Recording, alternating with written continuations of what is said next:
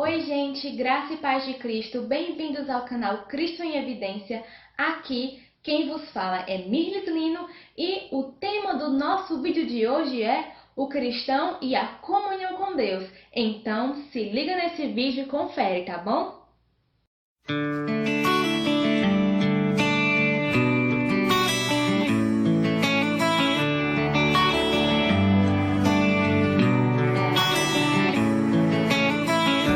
Você cristão já parou para pensar como muitos dos cristãos da atualidade deixam a comunhão com Deus em segundo plano?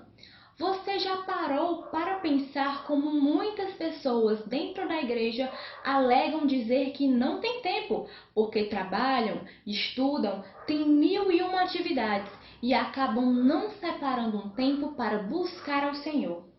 Olha, se você é cristão e se encontra nessa situação, eu aconselho a você a abandonar estas práticas que impedem você de buscar ao Senhor diariamente.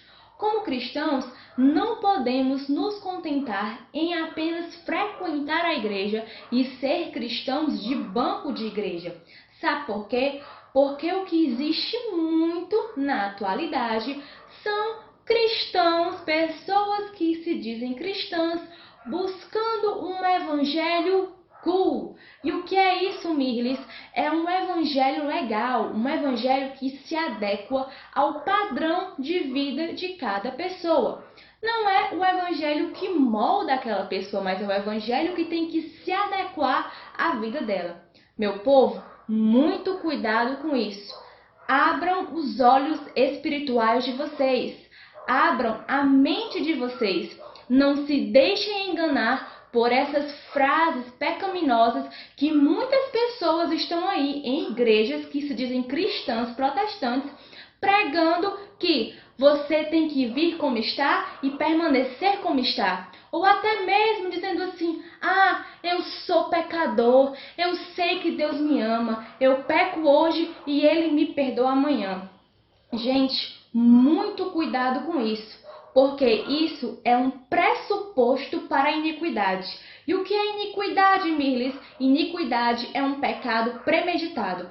A pessoa peca já com a intenção de pedir perdão a Deus, porque Deus é bom, Deus é amor e é misericordioso. Gente, muito cuidado com isso. Não devemos brincar com o pecado. A palavra de Deus nos diz que aquele que é amigo do mundo é inimigo de Deus. Você não pode servir a dois senhores.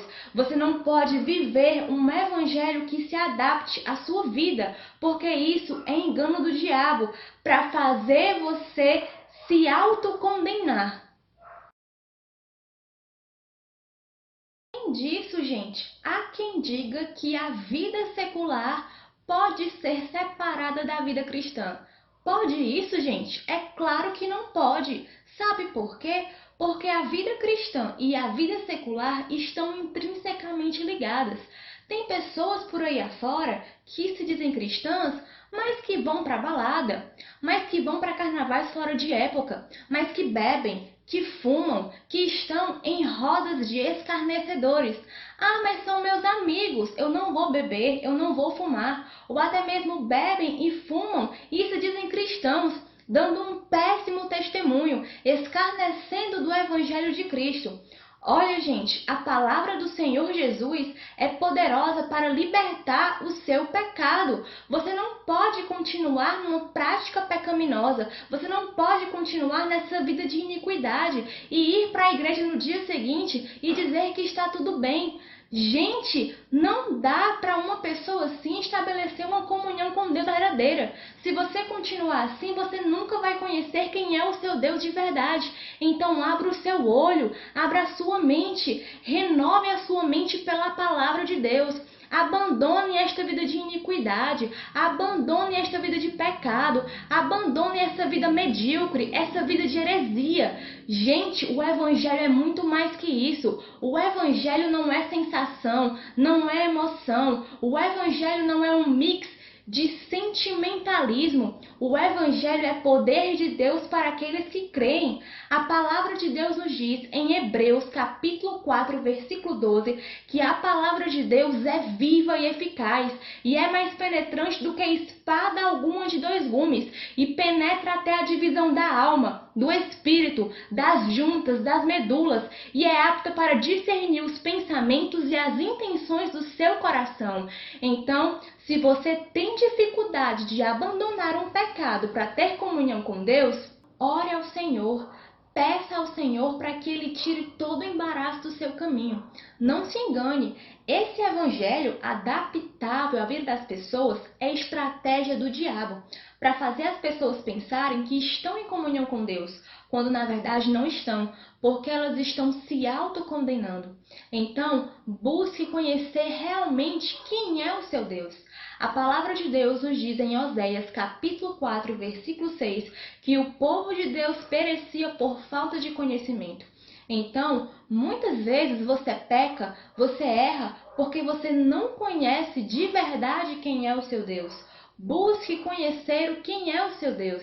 Deixe essa prática pecaminosa de lado, porque a palavra de Deus nos diz em 2 Coríntios, capítulo 5, versículo 17, que aquele que está em Cristo nova criatura é, e as coisas velhas já passaram, e eis que tudo se fez novo. Então, meu amigo, minha amiga, se você é uma nova criatura em Cristo, abandone o pecado que oprime a sua vida e busque realmente viver uma comunhão com Deus, porque quem está em comunhão com Deus não está em comunhão com as trevas. Quem está em comunhão com Deus não está em comunhão com o pecado. Então, você quer ter comunhão com Deus? Ore, leia a Bíblia, ore mais, leia bons livros de teologia, livros que apontem para a veracidade do Evangelho. Leia bons livros cristãos. Abandone esse evangelho de auto-engano, esse evangelho que massageia o ego do ser humano. Entenda uma coisa, o evangelho de Cristo não é somente sensações, não é somente emoções. O Evangelho de Cristo não é coach gospel. O Evangelho de Cristo vai além de todas essas coisas, porque o Evangelho de Cristo nos confronta, nos transforma, nos molda, nos faz entender o real propósito do sacrifício de Cristo, nos faz entender o que é salvação e nos faz ter a esperança de que um dia Cristo voltará para buscar a sua igreja.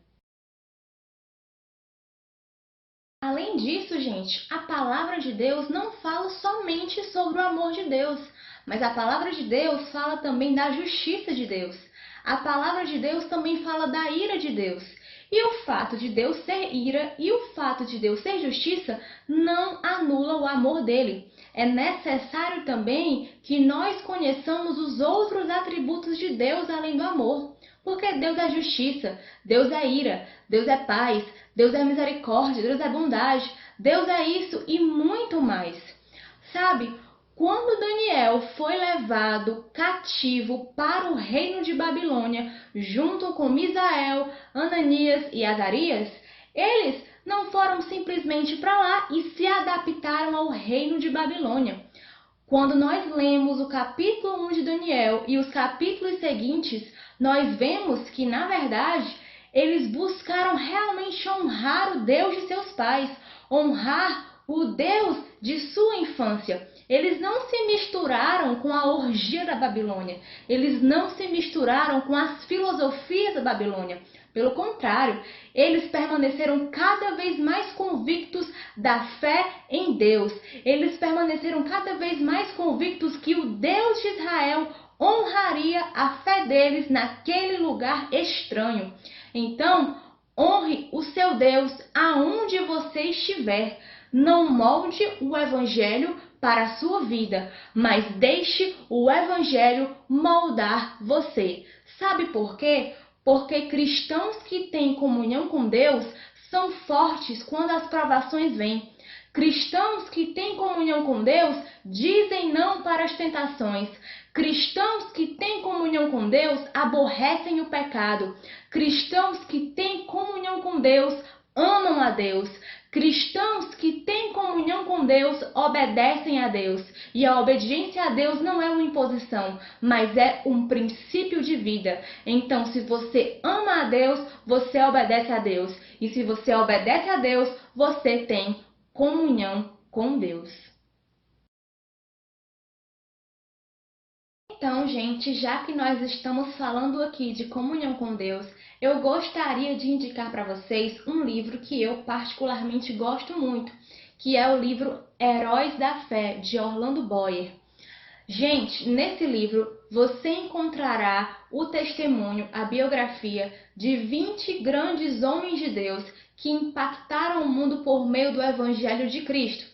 Dentre eles, você encontra o testemunho de Jerônimo Savonarola, de Martinho Lutero, de John Bunyan, de William Carey, de George Whitefield, de Dwight Lyman Moody, dentre outros grandes homens de Deus que sofreram pela causa de Cristo e que foram fiéis ao Evangelho por amor aos pecadores, por amor aos perdidos.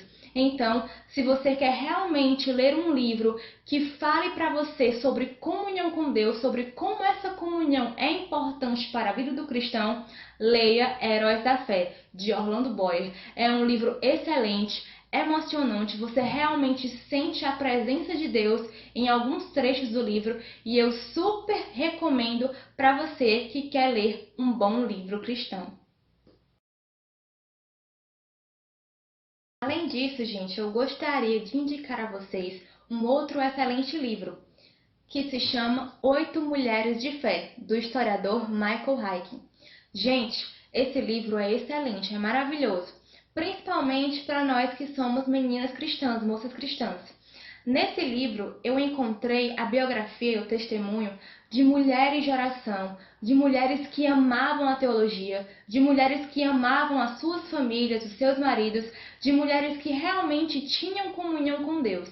Nesse livro, você encontra o testemunho de Lady Jane Grey, de Margaret Baxter, de Anne Steele, de Jane Austen e muitas outras mulheres de Deus.